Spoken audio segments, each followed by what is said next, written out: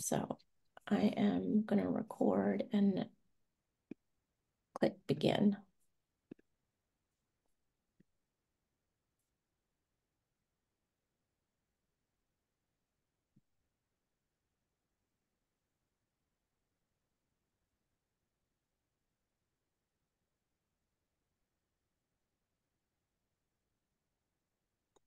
Good evening, everyone that's joining. We're just waiting a few seconds for everyone to enter the Zoom.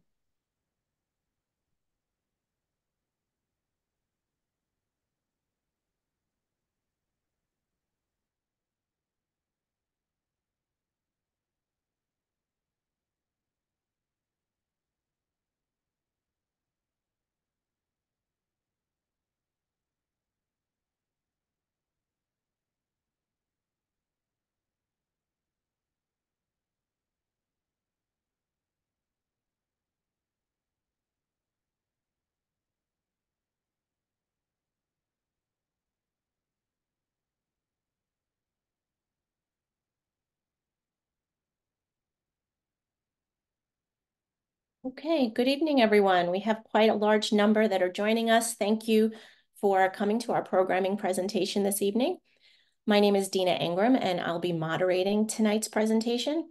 This is our 5th year presenting this material to assist students and families to understand the selection process in programming. And tonight we have Mr. Jimmy Dillon from our program office who will present, and Principal Yu and I will be joining in answering some frequently asked questions toward the end. We did sort the questions that were submitted on the Google form in advance to address the information tonight. Some of the questions that you submitted will be addressed throughout the presentation, and others will be asked at the end during our Q&A. If you have a specific question that's only specific to your child that's not answered at tonight's presentation, we do encourage you to reach out to your child's school counselor to talk about that.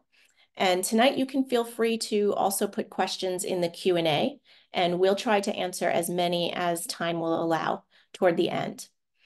If you wish to listen to this presentation simultaneously in Mandarin, please use the translation line that I'm going to put in the chat in just a moment. And to get us started, Principal Yu is going to provide some framing for tonight's program, and then I'll go over a timeline for you and hand it over to Mr. Dillon. So welcome. Great. Thanks, Ms. Ingram. Good evening, everyone. Thank you very much for joining to learn more about our fall programming 2024, but realistically, you're going to learn a lot more just about programming in general. I'm really delighted tonight to have all our guests, as well as Ms. Ingram, and in particular, Mr. Dillon, who's representing our program office. One of the things that is the cornerstone of Stuyvesant High School is our course catalog and the ability of your young people to really explore a lot of their interest academically. Our goal and mission as a school is really to expand and expose young people to both the intellectual, moral, and humanistic values that represent the school. Essentially, we want a well-rounded young person, particularly after they leave Stuyvesant High School. And the way that we believe we're able to do that is to make sure that young people are exposed to a variety of subject areas in the humanities, in STEM, in technical courses, as well as the arts, and really wanting to make sure that our young people are exposed to these types of courses. I think the future really holds that there's a lot of synergy and intersections of these courses or these types of subject areas. And so we want to make sure our young people really are exposed and to these types of courses, but most importantly to the skill sets and practice that I think are going to be really beneficial for them. One of the things that you know about Stuyvesant and in particular is the course load. And New York City, New York State, you need 44 credits to graduate. But at Stuyvesant, as you'll hear tonight, you are exposed to more courses and are expected to take more courses so that not only do you fulfill graduation requirements, but you're also fulfilling the STI endorsement, which really is an example of the coursework that exemplifies who our young people are, the skills that they're going to want to develop over the course of their time at Stuyvesant, and really, again, fulfilling our mission of cultivating a well-rounded young person. So, again, tonight. I'm really delighted for all of you to be here. I think you're going to get a lot of great information, as Ms. Ingram may mention. We've done this for a few years, and each year we've offered more insights, hopefully more clarity, and in particular, really helping our young people and our families make decisions about the courses.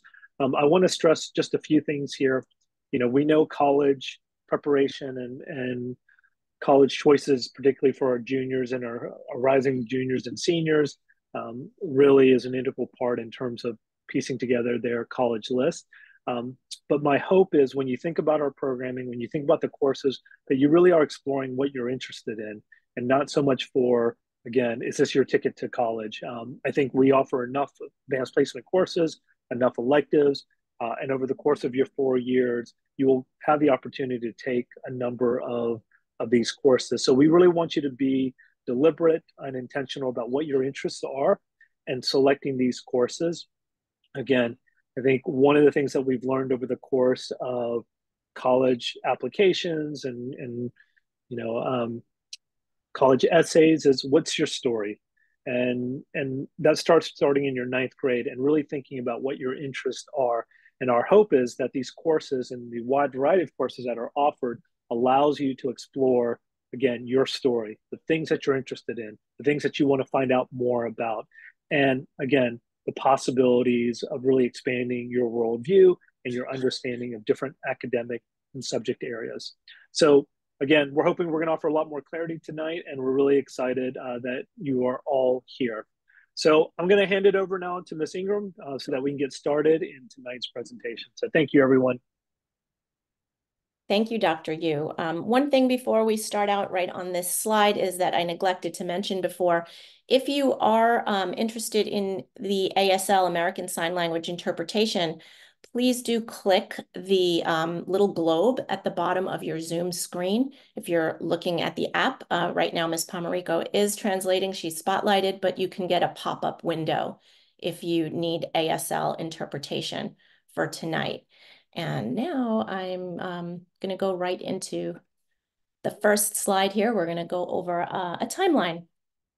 So of course, it starts before April, but by April of each year, our program office does meet with our department chairs regarding teaching power, courses, and sections, and they begin to plan. And this is the time where we encourage our students to be browsing the catalog on Talos. Even if they don't yet have the exact list of offerings for the next term, they can still be looking through what is offered and the prerequisites and start meeting with their counselor and sending their questions to them and even speaking to current teachers about the following term or next year. May is where we are right now, and this is when the selection process opens to students. Students select their AP course preferences first, which is what they're doing now. And they have until tomorrow, May 14th at 11:59 p.m. to put their preferences into Talos. So we're hoping that this presentation can do that last minute guiding check for everyone and that they make their reviews and their final submissions by the deadline tomorrow. Once those are reviewed by the counselor, department chair, and the program office, decisions are made on which APs students will be approved for. Then at the time that we open the elective selections, students will see those decisions to consider and when making their selections for electives and what to make a priority. And this year elective selection is going to open for students on May 24th. So the rollout on Talos that day will follow the schedule where seniors will open at noon, juniors at 3 p.m., and sophomores at 6 p.m. And they will have until June 3rd to submit the choices for elective selections. And then from June through summer, our program office is really busy, and they're compiling all the data and generating preliminary schedules. These schedules are posted to Talos accounts just before school begins in September. And that is then an opportunity for students to electronically submit any corrections for errors during the program change period. We have that short period to submit those program change requests, and it's really within the first 2 weeks of the school year or that term that most of the movements in classes has really settled. And that's the timeline that we follow for each term. And I know there's going to be a lot more information that Mr. Dillon's going to give you on the program process. So we're going to move it right along to Mr. Dillon and hand it over. Hi, my name's Jimmy Dillon. I work in the program office. This is my second year in the office. I worked with Jonathan Chang, who was the steward of the program office for years and years. This year I'm working with Patrick Ha, who's just an incredible asset and a great person. Although it's only my second year working at STI's program office, I've been in programming for over 10 years in New York City. Um, and it's really important to me that we try to get it right and listen to student voices and teachers and APs. And I'm going to take you through some of the things that we think about when we do programming and some of the information that you might need to make the best choices for you and your student. To start, programming begins with graduation requirements and the STI endorsement. The graduation requirements are what you need to get a New York State high school diploma. There's a few different types of diplomas, and we'll talk about those on a later page. And then there's also the STI endorsement, which is an additional group of classes that uh, meet the requirements of the type of student that we want to graduate from Stuyvesant High School. On the left side, you can see the New York State requirements for 44 credits, and those are laid out in English, social studies, science, mathematics, world language, arts and music, electives, health, and physical education.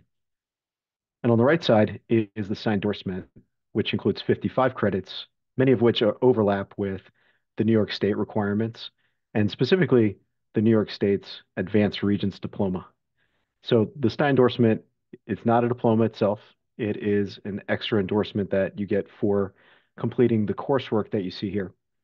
So in addition to the normal 8 English, we require, and the 8 English and the 8 social studies, the STI endorsement requires 8 science classes to be taken at Stuyvesant High School, 8 mathematics courses, 6 world language courses, 2 arts and music credits, 1 health credit, the 8 physical education, and then these are the ones at the bottom of the ones that are more specific to Stuyvesant High School. All of our sophomores will take an intro or foundations to computer science class, which meets the computer science requirement. And then they have a choice during their sophomore year to either take a semester of drafting or an additional computer science course.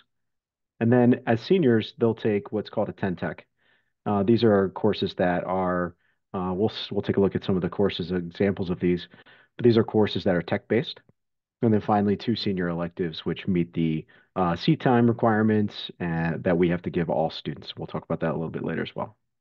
I should note here that there are some programs that facilitate or stand in place of 10 techs, and that could be, for example, 8 semesters of music or AP Computer Science. There are other ways to get 10 techs than just than taking a tech course your senior year, and we'll talk about a little bit more about that later. To give you an idea of what courses a student will take at Stuyvesant, we can look at this table here. This is not a full overview of all the courses that we offer, but it gives you an idea of what a typical Stuyvesant student might take from year to year. The top line is the English courses that they could take, and you can see that in 9th grade and 10th grade, we have standard core English classes that everyone takes. But then in 11th grade, students have a lot more choices, and that includes the ability to take AP English Language, which has different versions of the course, different focuses, or they can also take English core classes or selectives, which are courses that fill the requirement of a core English, but allow a student to interact with different types of texts. That continues on to 12th grade as well, where they could take AP English Lit and also choose to take an English selective or core. In social studies, you can see that every level, students have the ability to take an AP course that fills the core requirement. 9th grade year, it's AP Human Geography. 10th grade year, it's AP World or AP Euro. 11th grade, it's AP US History. And in the 12th grade, it's AP Government and AP Macroeconomics. Some folks have asked a question about AP Comparative Government and AP Microeconomics. Those are also AP courses that we offer during usually the 12th grade year, but they don't meet the core requirement, which is why they're not listed here. In mathematics, most students come in and take geometry their first year, followed by honors algebra 2 as 10th graders. Almost all of our students will take AP pre-calculus as 11th graders. And then when they become 12th graders, they'll have a choice of a few different AP classes, such as AP Calc AB, BC, or AP Stats. In science, during the ninth grade year, most students will take AP Bio or they'll take AP Biology. In the 10th grade year, chemistry or AP Chemistry. Almost all of our 11th graders take honors physics, and as 12th graders, they can take a science elective, and there are many electives that they can take. Um, just a note, AP Physics is a course that we offer at the school, but to be qualified for that course, you have to pass or be taking, you have to pass honors physics, and that's usually taken as 11th graders. World language is offered over 6 terms. So as a ninth grader, 10th grader, and 11th grader, you'll be in the same language. You have to take the same language to meet the STI endorsement. So if you start as a Spanish 1 student, then the expectation is the next year you'll be in Spanish 2, and then Spanish 3. And there's an option as a 12th grader to take an AP world language. Phys ed is in ninth grade and 10th grade is a core phys ed. And then in 11th and 12th grade, students can decide to take a selective phys ed. And those include selectives such as like rollerblading or weight room, or there are many different types of volleyball or basketball. And those fill the phys ed requirements that they have. All students must take every semester a phys ed class. And then finally, at the miscellaneous, you can see some of the courses that students will take during their time. Uh, Most students will take art appreciation, and all students will take health in ninth grade. In 10th grade, like I told you before, comp sci, and then an additional semester of computer science or drafting. And then in the 11th grade is music appreciation. And then finally, in 12th grade, there'll be a 10 tech. And again, this is what typical students could expect to take. But there are many variations. For example, if a student has already taken geometry, then they might start at honors algebra 2. Here are the requirements. Like I said before, the STI endorsement is similar to, but not exactly the same as, a Regents diploma with advanced designation Regents. These are the types of Regents that you could expect your student to take at Stuyvesant. Obviously, all students need English to graduate with a high school diploma in New York State. All students will be expected to take all three or complete their high school career with all three mathematics exams. The global history exam, which is taken in 10th grade, the U.S. history exam, which is typically taken in 11th grade. Many of our students have taken this in middle school, but if they have not, we'll make sure that they take it as 11th graders. They'll also take at least one. They'll take at least one of the physical science exams, most likely both. We offer that in chemistry and physics. All students will have living environment as their life science regents. And then, although this is not technically a regents, the world language comprehensive exams will be given at the end of the 3rd year of world language. And finally, the push is for all students to be able to reach this advanced Regents diploma with honors. And honors happens when you take all of the numerical scores that are for a Regents exam and then average them together. And there's a bit of a caveat there because it can be a little bit more complicated than that, but the most basic version is that you take all of the exam marks, average them together, and therefore above 90 you get with honors.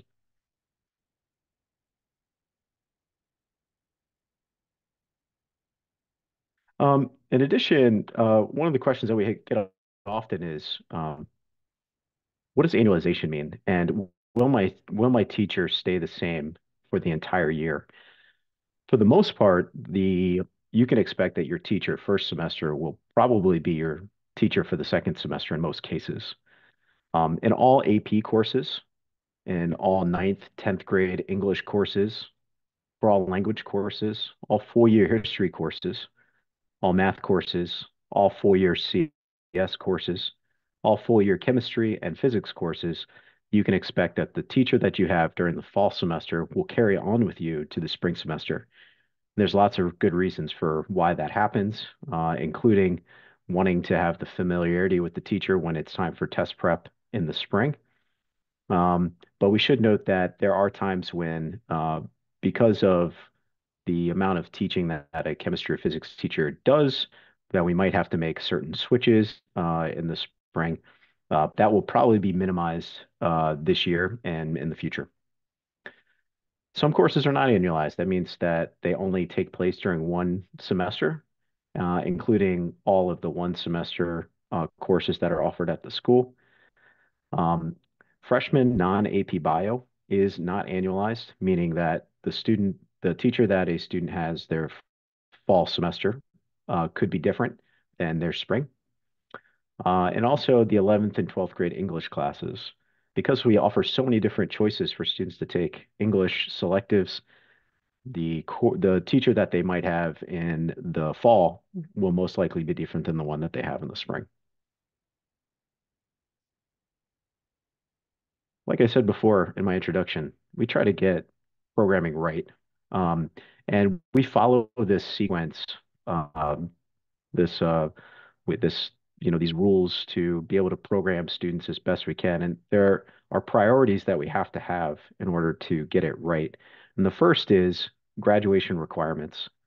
We make sure that all students receive the courses that they need to graduate. And that includes the courses that they need to get a STI endorsement for that diploma. The second part is making sure that we've met all special education mandates. If a student has an IEP, we need to make sure that they are programmed correctly according to that IEP. The third is that we want to make sure that students get the AP courses and electives that they need and that they deserve to be in.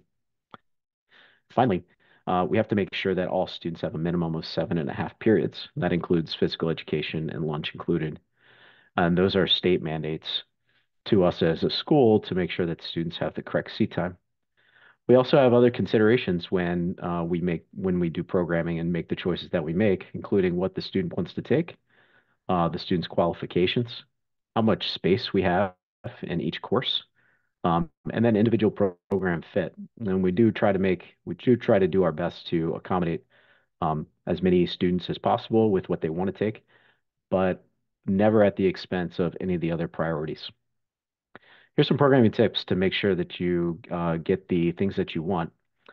First is prioritize your top choices. If you really want to take an AP course, uh, put that first on the AP course selection form. And do the same for electives. These are things that department chairs look at when they decide who goes into or who is chosen to be in these AP courses. List more than one option when it's possible. If you are between two AP courses, you have a space open on your course selection form, put that second AP or that third AP. You always have the ability to drop it during elective selection. If you're an athlete and you need off 10th period, please make sure that you submit the ZQT10 form. That's from Mr. Bologna. He's our athletic director, and that will tell us at the program office to make sure that we give you a 10th period free. If your student has a 504 or testing accommodations through an IEP, we'll make sure that they have their 10th period free as well, and we'll speak with Ms. Paulson, who is our AP of Pupil Services, to do that. And please read all of the instructions that Ms. Ingram sends you and read the FAQs closely. And if you still have questions, you can always reach out to your student's counselor or Ms. Ingram, and she can direct you to the right person. I want to talk about some of the electives that are offered at each year. Freshman year, most of our students are taking core classes, and so there's not much room for electives at that point. but there are some that they can take, including math research, math team, which is always going to be first period of the day, and science Olympiad, which is a competition in science class. They could also take classes in our music department, which is extremely robust in its offerings, chorus, orchestra, band, and jazz band. Sophomore year, you begin to see that there are more electives offered to students. And you can see most of those are in science. And you can look at this list of electives that are for sophomores. These are all classes that can also be taken at the junior level and senior year, except for molecular science, which is a sophomore only course. You can see the same opportunities in math research, and math team, and music as well, except there's also an additional elective in music called digital storytelling with emerging technologies. And you can read more about that course on the 241 courses course catalog. Junior and senior year, the electives kind of explode, and you see even more science electives that are available. And the reason that more and more of these electives are available is because students at this point have taken chemistry and maybe they've taken physics, and that opens up some of the prerequisites for these physical science electives that they can take. In the middle are some of the selectives that students can take during their 11th and 12th grade year, and these are classes that fill a core requirement. Every student needs to take English every semester.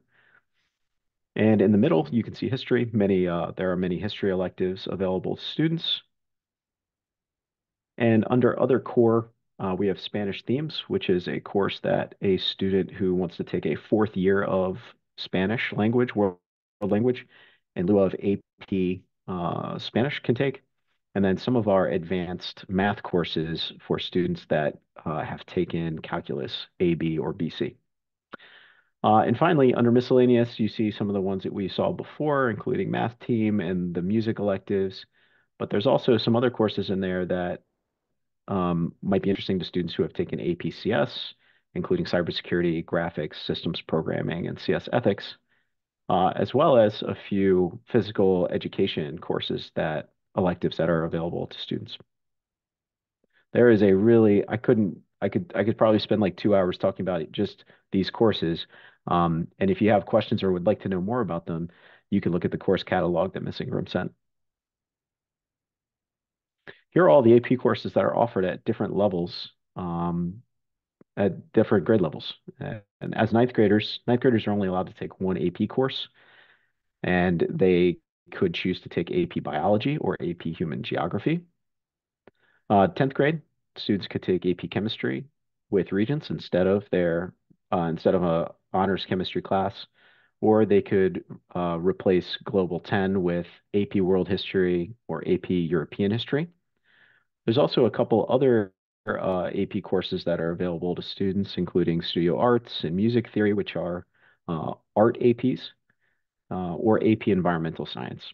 And then in the 11th grade, we see even more. And this includes AP Chemistry for students who have already done chemistry. So this could be for junior level AP Chemistry. It's the same course as the AP Chemistry with Regents, but it's taught slightly different. It ends in the same AP exam. And then you can also see some of the AP math courses that are offered, including AP Precalculus, which is offered to all 11th graders, and AP Statistics, which is offered to students who have already completed AP Precalculus. And then AP English Language is also a course that students can take in lieu of their core English 11 class. And in 12th grade, we see all of our AP math classes, many of the AP government and economics, AP economics and government courses that are offered. And then finally, world language is to the right. The reason why world language is not necessarily in 11th or 12th grade is because depending on what level the student comes in at with their world language, they may take those AP world language courses during the 11th or during the 12th grade year. Okay, I probably went through that too quickly, but I think it's time for Q&A. Okay, yes, that's a lot of information to take in. I'm getting a lot of requests for the recording and the slide deck, which will be shared. We promise to share it with you so that you can go over it and you can review it very slowly. We have a lot of questions that were submitted in advance, and of course, we have a lot that are continuing to come in. So I'm going to try to cover, give you as many as possible. We're going to start with the ones that were submitted in advance. So it is an advantage that you have plenty of time to answer some questions, Mr. Dillon, because we have plenty of questions to ask you. So we're Great. just going to dig right in. So when sophomores are selecting AP classes, will the GPA of ninth grade be considered? Yes, it will. So if you're a current 10th grader, which means you're a rising junior or 11th grader, then that means that the all of the ninth grade classes that you took at Stuyvesant will count towards your AP limit, and also the first semester of your 10th grade year. So it would be 3 semesters worth of classes.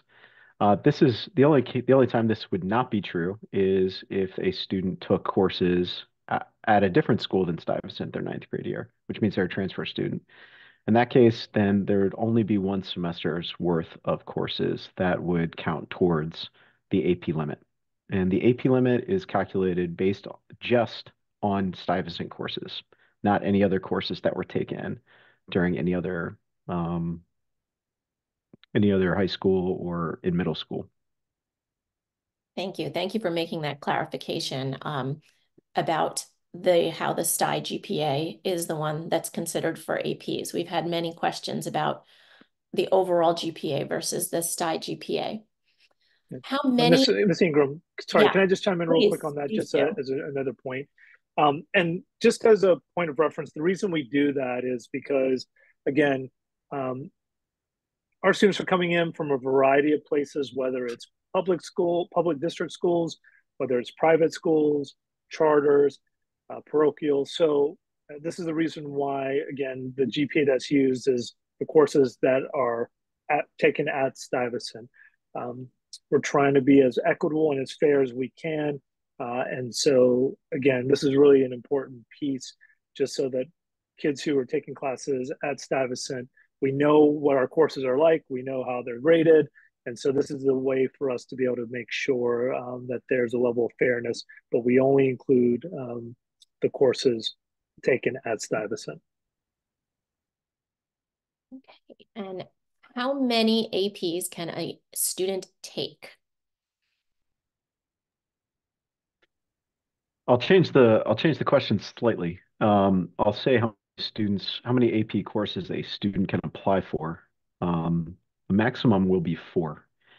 So if your GPA is 95 or above, then you are capable or you are allowed to apply for 4 AP courses. If your average is between 93 and 95, not including 95, then you are able to apply to 3 courses. And if your average is between 88 and 93, you're able to apply for 2. And anything that's below 88, your GPA, you're able to apply for 1 AP course at this time. Now, there are some courses that don't count towards the AP limit. For example, like I said before, all 11th graders, or almost all 11th graders, will be taking AP pre-calculus. Because that course is part of the sequence, it does not count towards the AP limit. So it is possible for a student um, who has 4 AP selections, can apply for 4 AP courses, to be taking 5 because AP pre-calculus doesn't count towards that AP limit. So however, how many APs a student can get is variable, but the AP limit is a good barometer for determining how many your student is eligible to take. Thank you. I wanted to also reemphasize your rephrasing of the question. Oftentimes, the number that appears on the screen as a child can qualify to apply, for the 3 or the 2 or the 4, gets asked to us as, well, I get 4 or I get 3 APs.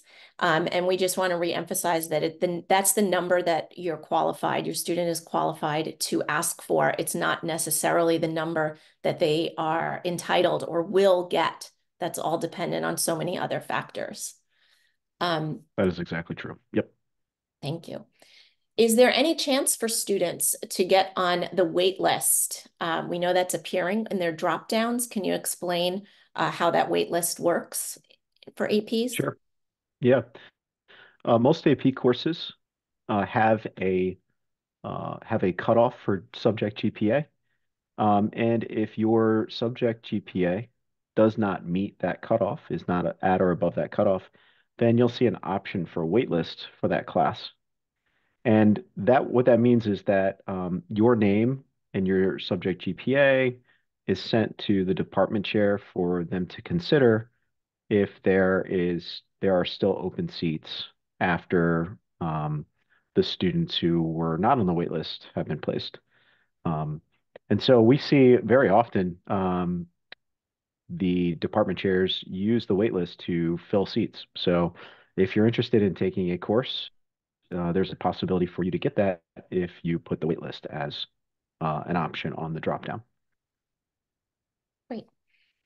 So for students who rank an AP class in the same order, would they be placed based on their subject grade, or is it a lottery, assuming that the students I'm going to change the question a little bit because it doesn't matter about the grade, but assuming the students have the same GPA, how are they being placed? It's a great question. Um, what we tell the students, because this is dependent on the department chair, that they should rank the AP that they want to take the most first, um, because that is preference is something that APs look at when they accept students for AP courses. Some other things that they also consider, in addition to subject GPA, is seniority. So for certain courses like AP Comparative Government, um, or AP Macroeconomics and AP Microeconomics, priority will go to seniors because that will be their last chance to take those courses. Um, so those three things, preference, seniority, and subject GPA are the things that department chairs look at when they make their selections. Thank you.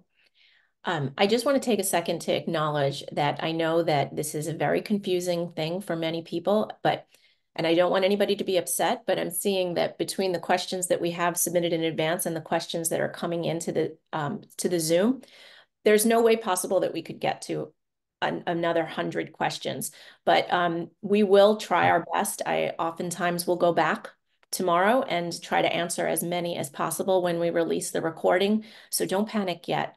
But I'm seeing that you might be ending the presentation without your question answered, but we will try our best. What are some common mistakes that kids make in choosing APs? Doctor, you mentioned this before, trying to just get the most APs possible because they think it looks good on a college application, instead of thinking about what they're really passionate about and what will tell their story of their high school career. AP courses are very difficult and they require a lot of work, and they're going to require you to really want and love that subject in order to be successful there. So I would say that that's probably the biggest mistake, is that students are picking APs just because they think it looks good instead of something that they really are passionate about. And so I think that should I think students should put the course that they love the most first choice for AP classes. And so to that point, and from what you discussed earlier about the number of APs, so if a student is taking their max allowable amount of AP courses, are they allowed to then request over their limit during program changes? A great question. The answer is no. But AP limits can change between now and program changes. Uh, we look at second we look at second term grades to determine what your new AP limit is for next semester. So if a student is at a 2 AP limit right now currently, but they have incredible grades this semester, then they could end up being 3, have an AP limit of 3 during program changes, in which case they would be able to program change into an AP course. But if a student is at 4 APs and they try to program change into a fifth that counts towards their limit, they will be denied for that reason. Um, can you take, and maybe you can explain how this works with the government classes. Is it possible to take AP Comp Gov in the spring without taking AP Government and Politics in the fall? I know that sometimes they alternate. Can you explain how those two courses work? Sure. And this will also answer the question for microeconomics. During this process where students are applying for AP AP courses, there are there's a choice to take AP Government in the fall and then AP Comparative Government in the spring.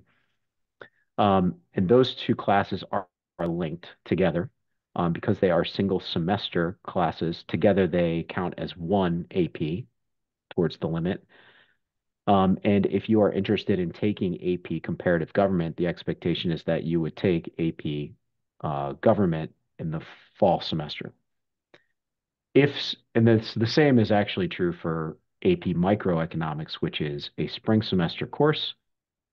If you wanted to take that course, you would apply to the AP Macroeconomics and AP Microeconomics pair, and you would take AP Macro in the fall and then AP Micro in the spring.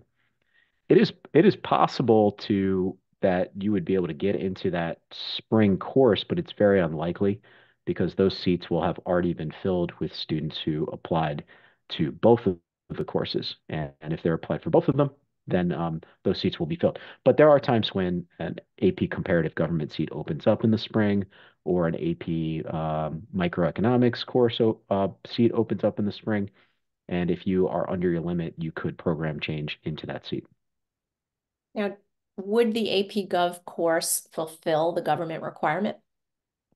The AP Government course and the AP Macroeconomics courses, both of those courses fulfill the New York State graduation requirements. The AP Microeconomics and the AP Comparative Government courses, they do not. They do not fulfill the New York State graduation requirements. So it's important that we give the students what they need to graduate. So if you wanted to be in AP Microeconomics, then you would have to have taken economics in the fall. And if you wanted to take AP Comparative Government, then you would have had to take the regular um, government course in the fall to make sure that you meet those requirements. Makes sense. Um, I if hope so. yes, if your weight didn't, it might sound confusing, but you actually made sense. Okay. If you're waitlisted for an AP language course, does a teacher recommendation help that, or how do you get off the wait list for AP languages? We actually have the World Language Department chair here. Dr. Yu. Back to you. You are muted though, and we can't hear you. Sorry, can you repeat the question? So for AP languages, students that are currently, they're waitlisted when they're choosing an AP language, the question is whether or not they should have a teacher recommendation for the wait list, or how will students be placed if they're just waitlisted? Well, we would talk to, we get to see we get to see all the preferences on the back end. So once we see that and we take a look at all our numbers, then we would speak with teachers to see whether or not there are enough applicants for the seat or for the courses. So students don't need to do anything. We'll do it on the back end at that point. Okay, great. Um, I get this question a lot. A lot of people have submitted it tonight about doubling up. If you can take AP Stats and AP Calc or AP Stats with AP Pre-Calc if you're a junior. What are the rules on doubling up math classes? It is possible, but it's unlikely because um, like I showed in the slide earlier, when students reach the 12th grade year, they really could go to three different courses. They could go to AP Calculus AB, AP Calculus BC, or they could go to AP Stats. So for the most part, all of those AP Stats seats will be reserved for students who are meeting their STI endorsement requirements. There are times, though, when there are additional open AP Stats seats. In that case, a student could double up. But I would say it is very unlikely in this year, especially for this year. Okay, and because of that 4-year math requirement, would the same apply to students who have completed, they've gone through and they've taken AP BC Calculus? Would they ever be able to double up electives like multivariable and linear, and doubling up that? Or would the seat availability also hinder that? Sure. We have to make sure that all students have their STI endorsement requirements. But typically in the higher level math electives, there are times when students can double up because there are just fewer students who are eligible for those courses at that point. So you could probably say the same thing for AP Stats. But yeah, this is really just based on a few things. One is how many sections of the course that are going to run, and that is based on budget and teacher availability, teaching power.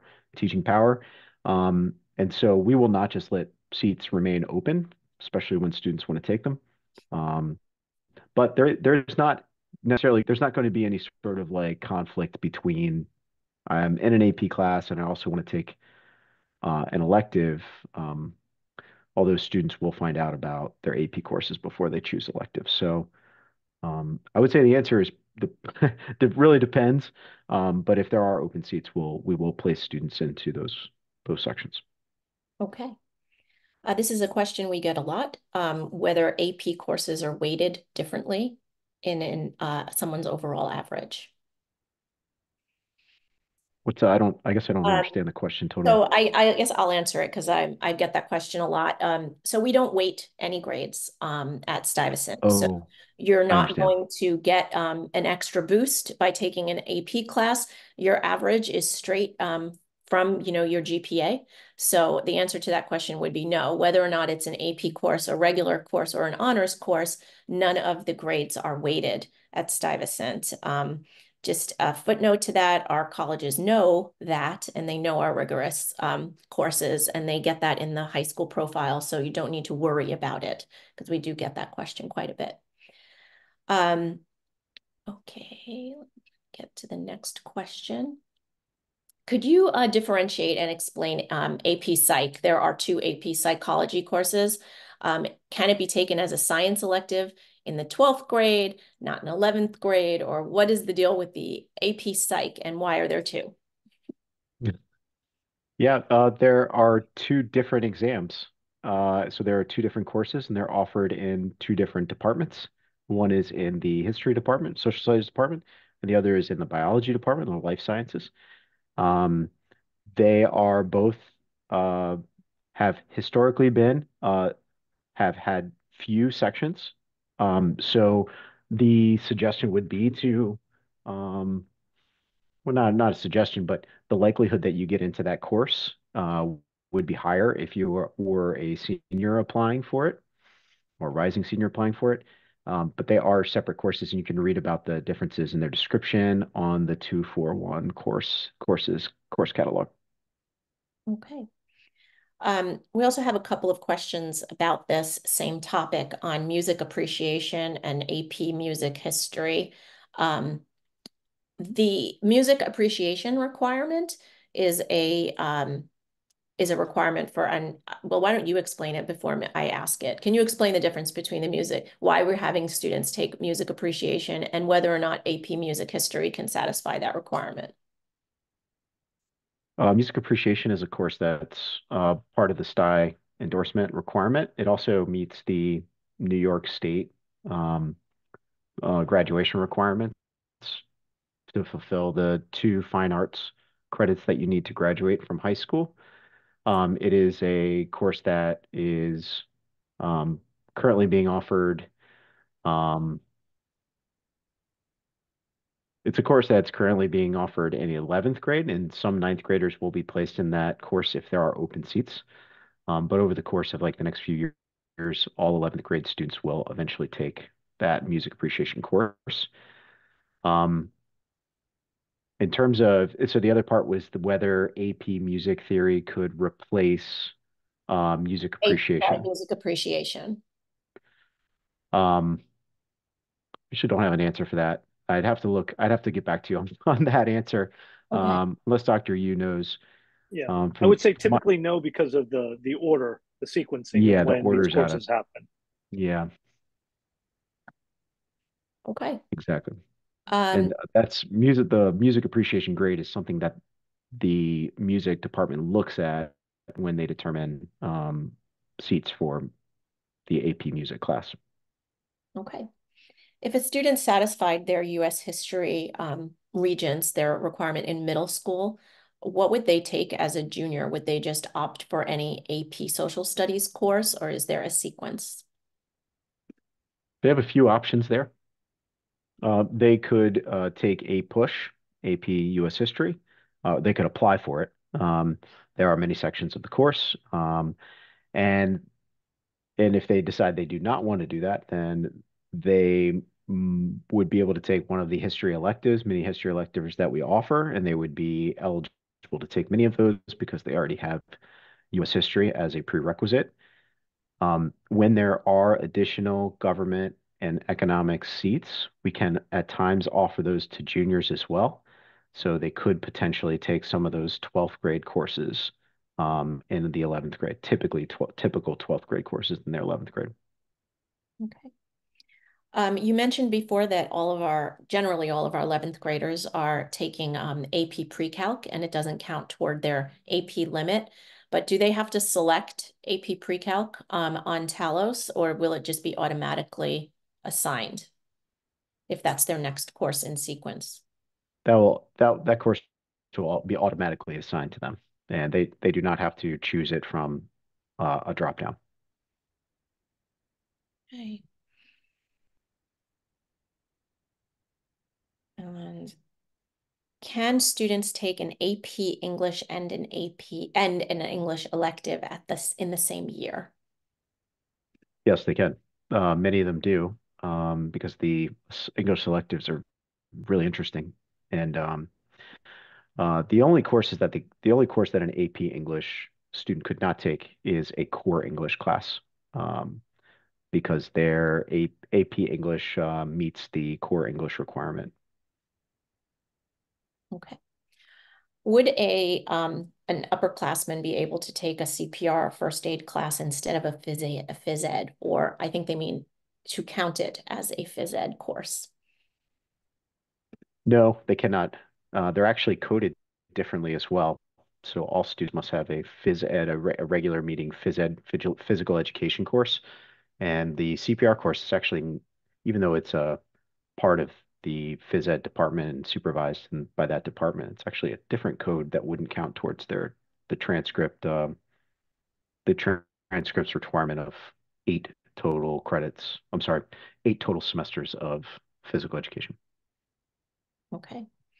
Are science electives restricted to having to be taken in the senior year, or if a student took a science elective during their time at Stuyvesant, then it would count? Would that be possible? Yeah, there's many science electives that could be taken starting in the 10th grade year. And I think the slide shows some of those. Obviously, the number of science electives that are open to students expands as they progress um, through their courses because they've taken some of the prereqs, like for example, they've taken modern biology or they've taken chemistry or physics. And then also electives for computer science open up after they've taken foundations and AP computer science A. Okay. Dina, can I Yeah, just chime in for something really quickly? absolutely. Just something to note, and Mr. Dillon just made mention of this about some of the electives, and what we even said at the very beginning. Our students, Stuyvesant students, typically uh, always take more than the 44 required credits. And so part of this is every student's coming in to Stuyvesant with different experiences, potentially some credits and or Regents exams, depending on their middle school. So, when we're talking, we're trying to talk generally, but we know that every student might be a little bit more unique. But the point of these, all our courses and the number of courses that we have, this is why we have 10 periods a day. This is why we give 7.5 credits, because we have to meet graduation requirements. We also have a number of instructional hours per day. And so one of the things that we see junior and senior year is that there is a lot more, or there's more possibility, and particularly the senior year, around a variety of courses, which is why we, again, prioritize our seniors because that will be their last go around. But just know, over the course of the 4 years, there is this kind of desire to speed things up. There are plenty of 4 years. There's a lot of courses. We try to, again, be as fair as we can. This is why we, implemented AP Pre-Calculus, because we know that there's been requests for additional APs. We're trying to be as mindful as we can in respects to making sure our young people are competitive for post-secondary. But just know, again, there's a front end in terms of your preferences, and we do request that our young people think about the courses they're interested in, not just which one am I most likely to get. We really want you to be interested in the courses because, as Mr. Dillon made mention, our AP courses are really rigorous. And we really want to make sure that our young people are not only getting a well-rounded academic experience, but they also have time to do other things, take advantage of our extracurricular activities, our athletic teams, the variety of things that Stuyvesant offers. And again, we really want you to be mindful about what your day could look like, because I'm also the one that receives when young people who may have received an AP course decides that that's too much for them. And we really want you to be mindful about your overall experience. And going back to what I said originally, what is your story at Stuyvesant? What are you interested in? What are you delving deeply into, both subject area as well as all the different experiences that come outside of 3:35 p.m. when there's so many extracurricular activities. So again, just want you to be mindful as you're thinking about your preferences, both in your advanced placement or the APs, as well as the elective courses. Thank you. So one technical question, if you apply for an AP class now and select it and you get approved for it, do you have to take any action or register for it for final selections, or will you automatically be placed? It's a great question. There is no action to take after you have applied for the AP course. You'll find out when it's time to select your electives on May 24th, whether you've been accepted to an AP course or not, because that will inform you about which electives you will want to list as your preference. At that point, you could drop an AP course. That is an option if you realize that you've maybe taken on too much or you've gotten some combination of APs that doesn't work for you. For the most part, though, based on the way that we program and where the courses are positioned, if you are accepted to an AP course, in most cases, maybe 95% of the time, we are going to be able to fulfill those AP courses on your fall program. There are some times when we will have to reach out to families because there are so many different courses that they've gotten into or that might be interesting to them that we need to ask them to make a choice about whether they want to take certain electives or maybe even an AP. But for the vast, vast majority of students, if you are accepted into an AP, you will get that AP course on your fall program. Okay. Are students able to start a new language during their senior year? I don't think I've heard of that yet. I don't think there's typically not seats for that, but go ahead, Dr. Yu. Yep, just exactly what Mr. Dillon just said. That's really hard for us because every year we have our incoming students and we don't know what language they may take.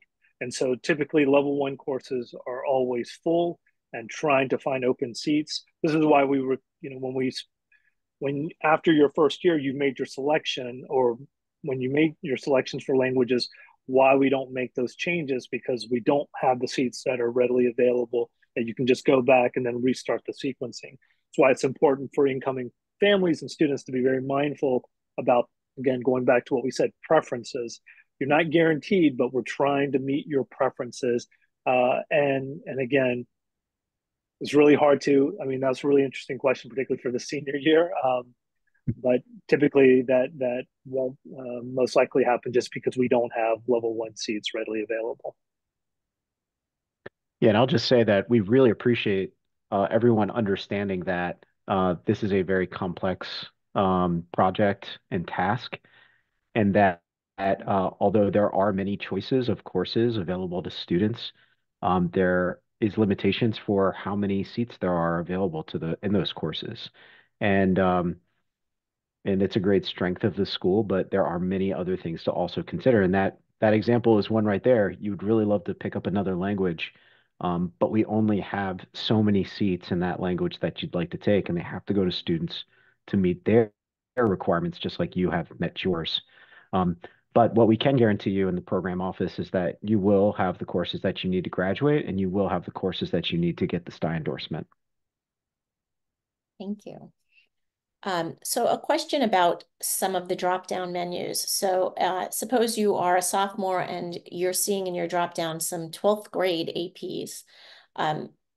Does that mean students are allowed to take them? Can you describe what we have going on Talos with those drop-downs, what it means when a student sees those in their menus? Sure. Uh, Talos is a rules-based system, which means that it looks at all of the courses that you've taken and what your subject GPA is, as well as your AP limit. And based on that information, it creates the drop downs that you see on the course preference form. And so if there's a course that you are not eligible for because you haven't taken prereqs or your subject GPA is not high enough, that course will not appear on the drop down. So if you're seeing a course appear on a drop down for you, it means that you meet the requirements for that course and you're eligible to apply for it. If it is a 12th grade course, I'm not really sure necessarily what that means as a 12th. There's not really many like specifically 12th grade courses other than AP English Lit. Um, then something that you might want to consider is that even if you really want to take it, it might not be a course that you can get into right away because if there are a few sections of it, then seniority is something that's taken into account by department chairs. Okay. Thank you. I'm scrolling through and seeing that we still have 90. Somehow, every time we ask a question, more come in.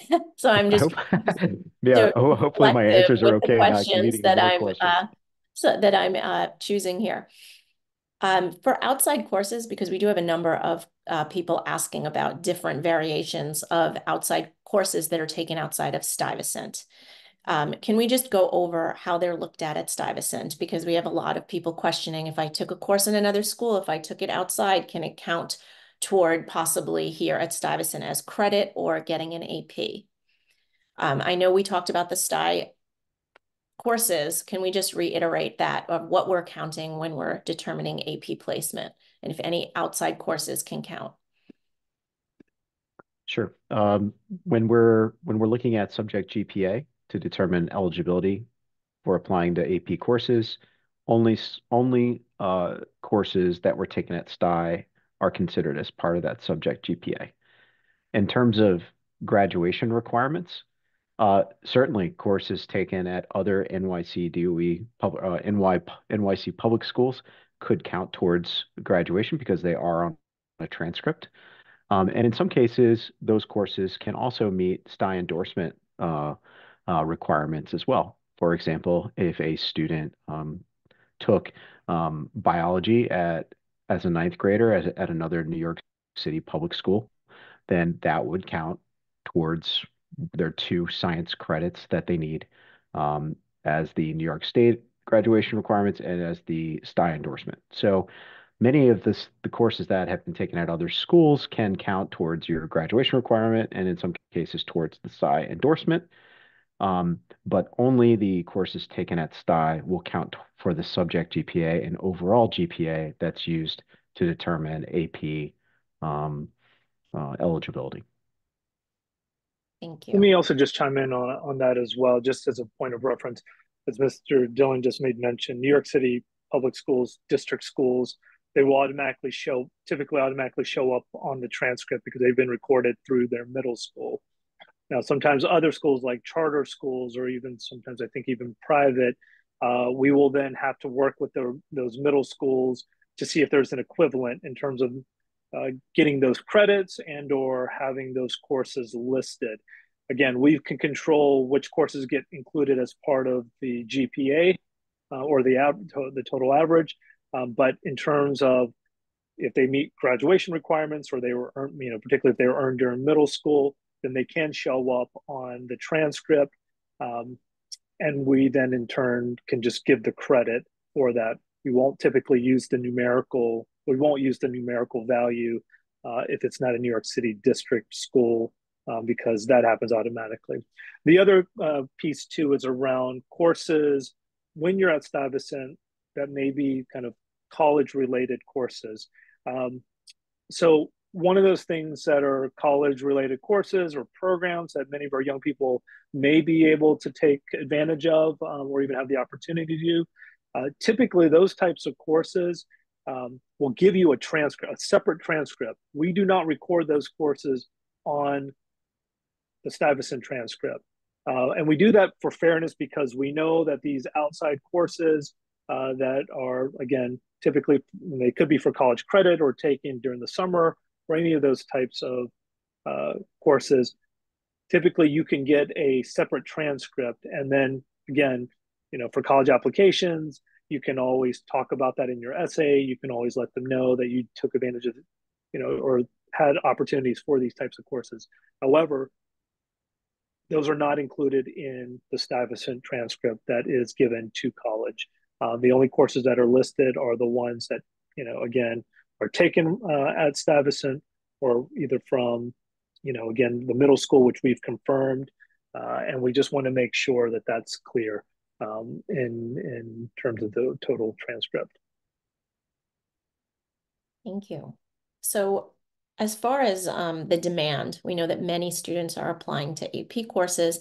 If there is a high demand on a specific course, would we open up more classes and more seats for that AP, or how is that determined, or when is that determined? I think we might need you, Principal Yu. Yeah. So again, I mean, Mr. Dillon made mention of this, and the numbers always fluctuate based on budget, based on teacher availability. I said this at the school leadership team meeting, as we're preparing for this upcoming school year. We do our due diligence to work with our staff to find out whether they're returning or whether they may be taking advantage of another opportunity or retiring, any of those things. So again, it's all based upon our personnel and our teaching power along with our budget. So all of that happens from this point on all the way through the summer. And so while you are all on summer vacation, we are not. We're working around the clock to figure out what our fall programming is going to look like, who's going to be teaching what, and again, configuring the necessary adjustments. What I would say too, and this is really important in this, there have been questions about, well, why don't we just have everyone take advanced placement courses? And there's a few reasons why we haven't done that. And one is, again, we want our young people to be successful. And advanced placement courses are really challenging, much less taking one, you're taking four. Like, again, that's a really rigorous schedule. So again, we want to make sure there's some distinction in this because not every student is ready and they're not always ready at the same time. So it's really important that we're strategic about this. Additionally, not every teacher wants to teach advanced placement courses. This is a shortened schedule. Typically, advanced placement, most schools, particularly in the South, start much earlier than we do. We don't start until after Labor Day. And then exams take place in May. So we have a very abbreviated schedule. So that means there is a lot more content to get through because AP courses are really content content rich. So it's an abbreviated schedule, as well as the fact that, again, we want young people to have really strong well-being. We know about mental health, we know about stress and anxiety, so we want to be very cognizant of the fact that we want young people to both be challenged, but also to be successful. So offering this to every student, we don't think is appropriate. And then thirdly, when you take an advanced placement course, you typically want to take the advanced placement exam. We've already reached our tipping point in terms of being able to test the total number of students per test. So, since May 6th, which is I think our first day when we started our AP exams, we go 13 school days in both morning and afternoon administering these advanced placement courses. There are more than 32 exams, and we're doing this over 13 school days while we're running a regular school day. In order to be able to do this, we have to take our innovation lab, we have to take our gym space, we have to take our library, we have to take certain lecture halls so that we can fulfill testing appropriately and following all the College Board guidelines. When we moved over to do AP pre-calculus, that's more than 600 of our juniors that would be taking this. So we've had to try to break up that exam and find it in a schedule where there are plenty of conflicts because we have kids who are taking more than one AP exam. So we've already reached our tipping point in being able to test. And I know I keep hearing it's like, well, you got to offer more. We can't until we have another, more space. We're not able to do that. So we're being really mindful about what we can offer. We're trying to be very intentional and strategic about how we're doing this. And the one thing that we do offer, or that we have offered is, even if you don't take the AP course, we have allowed for one AP exam to be taken. Now, we're going to have to continue to examine that because, again, we're seeing the demand. We've got to be able to make sure we can do this logistically. But again, I just want to stress that we want our young people to be successful academically, but we also want them to have more than just an academic experience at Stuyvesant. So we really want to be mindful of the courses. And I know for families, the thought is, well, they should, my kid can handle it, maybe, but we want to be really, really mindful of this. And I've seen, because I'm the final approval or when students need a drop, I've seen a lot of those where students said they can handle it, families were in agreement, and then they realize they can't handle it. So again, I don't use that as my proxy, but I just want people to be mindful of that. We want to make sure that we're fair so that as many students can have access, but we also want to be really mindful about making sure that our young people can handle it and be successful. Thank you, Dr. Yu. Going back to our questions, we do have a few that revolve around language. We've fluctuated on this in years past, but when does an AP language class count and not count as part of the AP limit? Yeah. So as I think Mr. Dillon may mention this, when it's the third year of the sequence for that student, so it's a level, typically the level 3, or depending on when the student comes in, if it's the third year, it's part of their sequence, then it is not counted. If the student is taking it in their fourth year, taking an AP language in their fourth year, then it is counted as part of their limit. Was that clear on that? I don't know if I said that. I think I said that correctly. Right? Yeah. Well, we can give it as an example. You did. An example would be many times the students that transfer to come to Stuyvesant, they've completed 9th grade in another high school, and then they come in their juniors at Stuyvesant, and they're in an AP language, and so we have to satisfy that third year, the sequence, and so then it would not count. But in most cases, it does count, and we do have a lot of incoming freshmen. Yeah, and we do have a lot of incoming, well, not a lot, but we do have incoming freshmen who start at a higher level than level 1, which again follows suit with what Ms. Ingram just said. Okay. Going back to the requirements from the New York State diploma and the STI endorsement. Is the LOTE exam required for the STI endorsement or the high school diploma, or both, or neither? Can you clarify? Yeah, I mean so let's just say this. The endorsement itself, again, is really around the credits.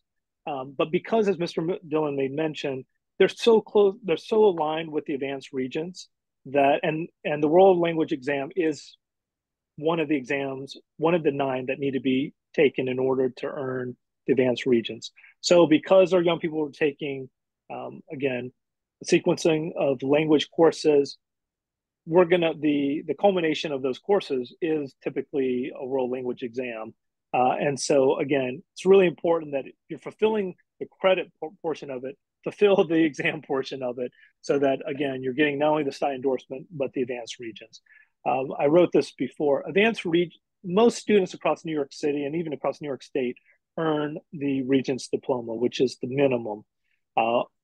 Stuyvesant students, and I think from what I've seen over the last 3 years, more than 90% of each of the graduating cohorts has earned the STI endorsement / advanced regents diploma. One, we believe it's just, again, better preparation for post-secondary institutions, a lot more exposure to a variety of courses, which I think are really, really important, and makes you more competitive. So if most students are only taking 44 credits, you're walking out with 51 or higher, and you've taken more exams. It's showcasing to colleges and post-secondary institutions that you are willing to go above and beyond, that you are willing to take more than what the minimum is required. And so, again, we really continue to encourage it, both the STI endorsement and the advanced regents, because we do think it's really great preparation. And, I think one of the things that we really want to, again, focus on is the STI endorsement, which is, again, a well-rounded educational experience, really is one of which we think is going to be truly beneficial in helping you explore what your interests are. Many of you don't know exactly what you want to major in when you get to college. So having these courses that you may not typically have wanted to do really does expose you to potentially, maybe you are good in these subject areas. And again, I think this is really important, that we encourage our young people to not shy away from the advanced regents and or STI endorsement, because we typically program you in that trajectory anyway, so that we can fulfill all of the requirements. We can make sure that you are meeting all instructional minutes, and you're meeting the 7.5 total classes per term. So, yeah. Okay. A logistical question. What about strategy? So students that suppose they are allowed to rank 3 or 4 APs, should they be filling out the max number of drop downs just in case they don't get all their AP choices, or should they only be fulfilling what they really want? What would you, in the program office, what would you rather see for a student that has these 3 or 4 options? Should they use all of their options? I think that if a student, for example, has an AP limit of 3, and there are 3 courses that they're really interested in taking, and they're very passionate about, but they feel like they can only handle 2 of those APs, our suggestion would be to rank all 3. And if you do happen to get into all 3, then during the elective selection time, you can ask us to drop one of those AP courses. By not ranking 3, your full amount, or whatever your AP limit is, you're reducing your chance of getting into one of the AP courses that you'd be really interested in taking. So I don't think you should leave any of them blank unless there really are only 1 or 2 AP courses that you're interested in taking. You shouldn't rank an AP course just because, or you think it might look good. I think you should pick it if you're interested and passionate about the subject. Thank you. This is a good question because it's about timing. spring AP courses, which there are very few, um, are the students supposed to be ranking their APs now for fall, each fall, or do they get another chance to join an AP in the spring? Uh, for example, like AP Government, Well, where it's offered over two terms. we can generalize. Selection for APs is going on now, and are Right. most APs full year courses?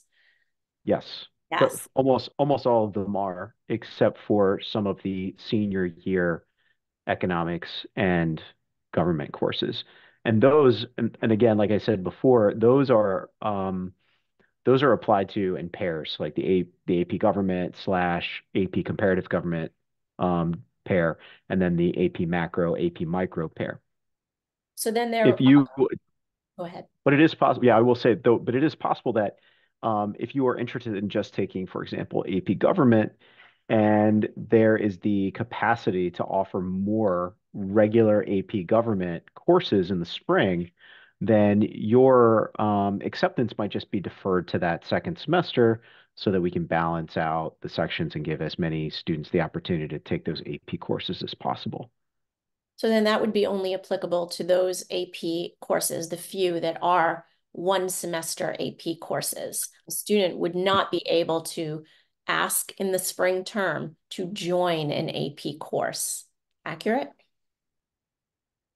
Well, if there are seats that are open in, for example, AP Government, or if we're offering AP Macroeconomics, if there are open seats and the student is qualified and the student is not over their AP limit, then they could be put into that course. There's not going to be like another AP acceptance period like there is now. Basically, we're handling all of the AP applications for the entire next year right now. And for some of those like one semester AP courses, that application and acceptance process is happening right now. Okay. Will there be a list of electives provided for the students when they're selecting these? Will they be a similar list that you provided for APs? Actually, the electives are already on the 241 course catalog. So if they'd like to look at any of the electives, they can go there and read about them. And then they'll also be able to see those on the drop downs when we open that up on May 24th. Okay. Dr. Yu described the AP testing and that there is an opportunity currently for students to take an AP exam without taking the class by getting that exemption. Is that one exemption each year or one over the course of the 4 years they have at Stuyvesant? How many AP exams total would they have that opportunity to take? Once a year. It is. It is each year. Yeah, it's Accurate. once a year, and because I should know this because of we as many test takers. It is once a year, and again, we have just kind of followed suit. Dr. Haber, working alongside with Ms. Ingram and the entire team. You know, again, we know that there is, there have been requests, so we try to be as mindful and amenable as we can be. Um, but again, as I stressed before, the self study is a whole different ballgame as well, and really wanting to make sure that our young people, if they are certain that they want to take the one AP exam and they're doing it through self study, there is a cost associated with it, which is what you have to register, you have to do all those things. So we just want to make sure that that's really what you want to do, that you're prepared for it, and again, positioning you to be successful, but it is one a year. Thank you. Um, we're going to wind down on our questions because we're rounding up almost till 7:30. So we know that it's usually juniors for the most part that are placed automatically in the AP pre-calc. Does that mean that in senior year, they will be placed in an AP calculus class as seniors automatically as well? It won't be automatic. Um, for example, AP Calc BC is a course that some students can take their senior year, and it does fulfill the 8 credits of math that we have for the Stuyvesant endorsement. However, that's a course that counts towards their AP limit, whereas Calc AB and AP Stats do not if they're part of the sequence. Um, so to answer that question, um, they will automatically be placed in that AP pre-calc class, but then when it's time to apply to math courses their senior year, depending on their qualifications, they could be placed into one of those three AP math courses. Okay. And there is actually also a non-AP math course option in some cases, depending on budget and availability, which is a personal finance and calc apps course that will help some students meet the requirements of 4 years of mathematics at a non-AP level. Thank you.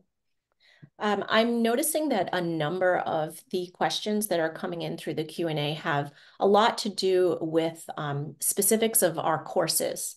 And we do annually hold a presentation each November that all of our department chairs describe all of their course offerings that would answer a lot of these questions. So I'm going to ask for those of you who are asking questions about specific courses and prerequisites, you can find that information in the course catalog, but it would be valuable for you to review the recording and or the slide deck from the presentation with our department chairs. And you can review that. It is in Talos. It's under the document hub. You can see those slides. And you will be able to also on the blog, if you just click on the family engagement tab, you'll see our presentations. It was given in November, so we wouldn't be able to go through each one of those course questions through this presentation. This is more or less questions about the programming process and the selecting of our courses. But I do want to take time to acknowledge where you could look to find those answers to your questions about specific courses, because that is presented every November by all of our department chairs. I also want to take a minute to share the deck because I know that the deadline is tomorrow and everybody's worried that they have to wait to see this deck on Monday in the weekly update. So I'm putting in the chat for everyone just the link so that you could review the slides that we presented tonight. I won't be able to also do the recording because that's a download from Zoom and then an upload. So, but you will have the slides to review and I put those in the chat. And I just want to turn it over to Mr. Dillon and Dr. Yu for any concluding comments about the process. Mr. Dillon, why don't you start first and then I'll close it out, Mr. Thanks for coming. Really appreciate all the questions, and it's something I really enjoy talking about. Like Dr. Yu said, this is a really like complex project with many different constraints. Not just how many seats we have in each course, but also like how many rooms we have in the building and how many teachers there are who can teach a course. And it's really complex, and that is not any excuse for trying to improve the system. We are constantly trying to make this a better system for students, for teachers, for parents. And so we really appreciate your feedback, and we also really appreciate your understanding that as we're making difficult decisions, we have your child's best interest in mind. And again, we are going to guarantee that all students will have the opportunity to graduate on time with an advanced Regents diploma and a STI endorsement. So thanks so much for coming. So let me just close it out. Let me just first do some acknowledgments. Do want to say thank you to Ms. Ingram for, again, all the technical setup. I want to give big thanks to our interpreters, our Chinese, our ASL. Thank you very much for all in terms of making sure this information gets out to our families, and a big thank you to Mr. Dillon and an entire program office.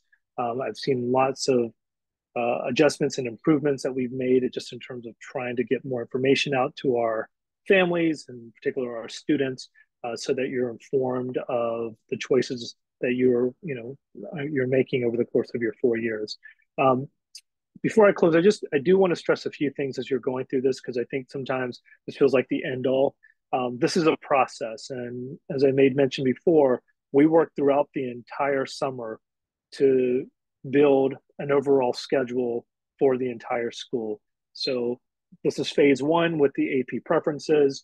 As Mr. Dillon may mention, you'll get your preliminary schedule in terms of the advanced placement courses in a few weeks. So then in turn, you can make your choices around electives. But programs are not finalized until the very start of school. When we come back in September, we'll be tweaking, we'll be taking a look. Changes happen, people move away, changes occur. So again, I know there'll be lots of requests, throughout, but just know we may not be able to give you a decision because there's lots of changes that could potentially happen. And then finally, and so we do appreciate your understanding and patience as we do go through this. And then finally, one of the things I want to stress, because I've seen a lot of the numbers about number of APs, how do I get in these APs? Most important thing is whatever courses you do end up getting for your program, do really well. Get to know your teachers and your classmates. Your teachers are going to be the ones that write recommendations. And so if they see that you're struggling in class because you have way too many AP courses or electives that you're not really interested in, but you're trying to build a resume, you're not going to build those relationships that you need to. You're not going to participate in the way that you need to so that your teacher can take notice, can get a better understanding about what you're really interested in and how they can then in turn be able to write the type of recommendation that helps tell your story. So I really encourage you, definitely put your preferences based on what you're interested in. But when you do finally get your program, when we start in the fall, do really, really well, and be set up and position yourself to be set up to do well academically, as well as exploring all of the different activities and opportunities that Stuyvesant has to offer. I cannot stress this enough. You have to tell a story as you think about life after Stuyvesant. The only way you can do that is you actually have to build a story while you're at Stuyvesant, and that takes place inside the classroom and outside. So again, thank you all for being here tonight. Thank you for all the folks who made this possible. We really want to make sure that if you have any questions, please feel free to reach out to your department chairs or your counselors, and we'll do the very best that we can to get them answered. And we hope this offered a lot more clarity for you to make the best choices that you can. So thank you, everyone. Thank you, and good night, all.